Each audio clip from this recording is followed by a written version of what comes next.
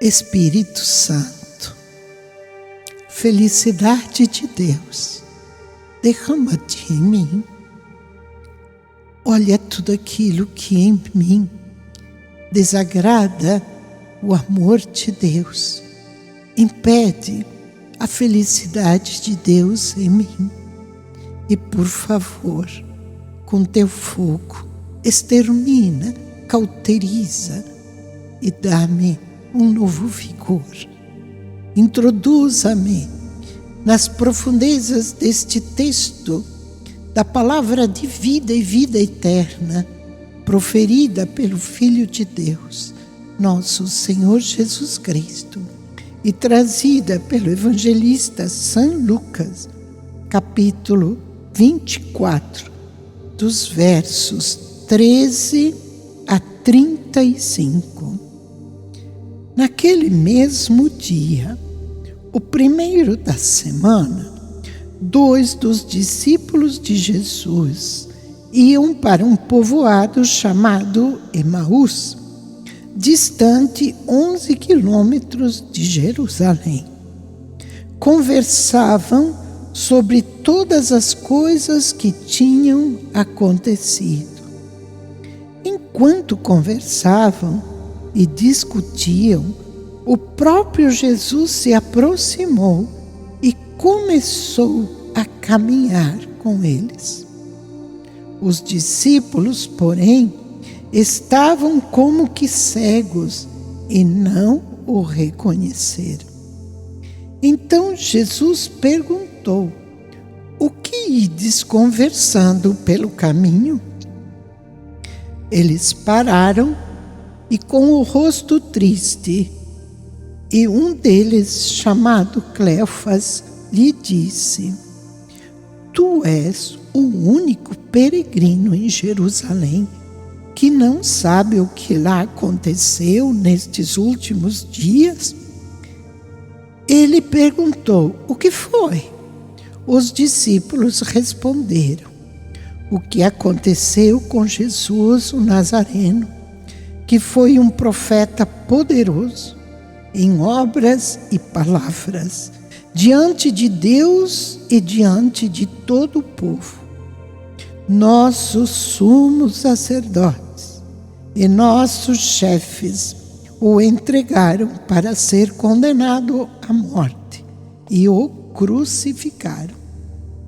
Nós esperávamos que ele fosse libertar Israel, mas apesar de tudo isso, já faz 3 dias que todas estas coisas aconteceram. É verdade que algumas mulheres do nosso grupo nos deram um susto.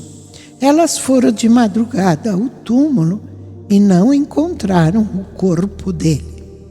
Então voltaram dizendo que tinham visto anjos e que estes afirmavam que Jesus está vivo. Alguns dos nossos foram ao túmulo e encontraram as coisas como as mulheres tinham dito. A ele, porém, ninguém o viu. Então Jesus lhe disse: como sois sem inteligência e lentos para crer em tudo o que os profetas falaram. Será que o Cristo não devia sofrer tudo isso para entrar na sua glória? E começando por Moisés e passando pelos profetas, explicava aos discípulos todas as passagens da Escritura que falavam a respeito dele. Quando chegaram perto do povoado, para onde iam, Jesus fez de conta que ia mais adiante. Eles, porém, insistiram com Jesus, dizendo: fica conosco, pois já é tarde e a noite vem chegando. Jesus entrou para ficar com eles. Quando se sentou à mesa com eles, tomou o pão, o abençoou, o partiu e lhes distribuía. Nisso, os olhos dos discípulos se abriram e eles reconheceram Jesus. Jesus, porém, desapareceu da frente deles. Então um disse ao outro: não estava ardendo o nosso coração quando ele nos falava pelo caminho e nos explicava as Escrituras?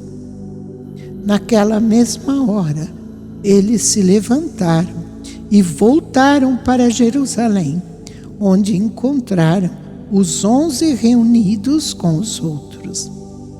E estes confirmaram: realmente o Senhor ressuscitou e apareceu a Simão. Então os dois contaram o que tinha acontecido no caminho e como tinham reconhecido Jesus ao partir o pão. Palavra da salvação. Glória a vós, Senhor. Nesse primeiro momento, vamos falar da decepção, da tristeza daqueles dois que estavam indo para um outro lugar, saindo de Jerusalém, porque todas as suas esperanças e expectativas tinham sido enterradas com Jesus Cristo no túmulo. Estavam falando disso e um forasteiro se aproximou. Eles não reconheceram Jesus. E é interessante porque estes relatos nos falam que Jesus apareceu como um jardineiro, agora como um forasteiro, e em outro texto como um pescador, como alguém que estava à beira do mar. Será que nós temos descoberto o jeito, a maneira com que Deus se aproxima de nós? Ele se aproxima de tantos jeitos, mas sempre é Ele. Cabe aos nossos olhos enxergar. Uma vez é porque chama o nosso nome, como foi o caso de Maria. Outra vez é porque Ele vai falando e fazendo o nosso coração arder, arder, arder, como foi o caso destes dois jovens. Enquanto Jesus lhes explicava as Escrituras, seus corações ardiam, ardiam. Jesus vem a nós de tantas maneiras. E nesse primeiro momento, Jesus anda com eles. Eles não convidaram. O forasteiro se encostou e foi andando.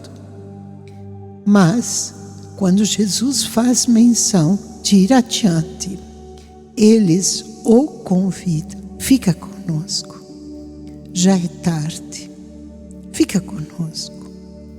De que tarde mesmo estavam falando? Será que era o pôr do sol apenas? Ou tantas coisas que estavam perdendo a luz em suas vidas? Fica conosco, fica comigo, Senhor. E Jesus se põe à mesa com eles, abençoa o pão e distribui entre eles, fazendo o mesmo gesto da última ceia. Por que Jesus desapareceu? Porque entrou no pão. E até hoje, Jesus fisicamente desaparece, porque se faz inteiramente presente na Eucaristia.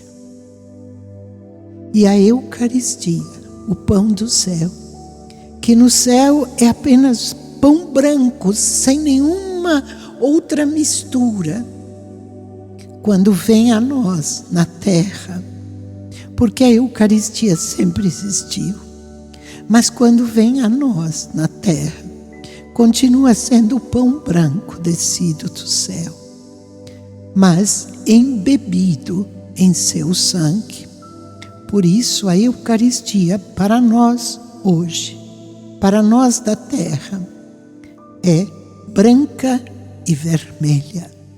Branca por ser o pão trazido do céu, vermelha porque embebida em seu sangue de cruz para a nossa salvação.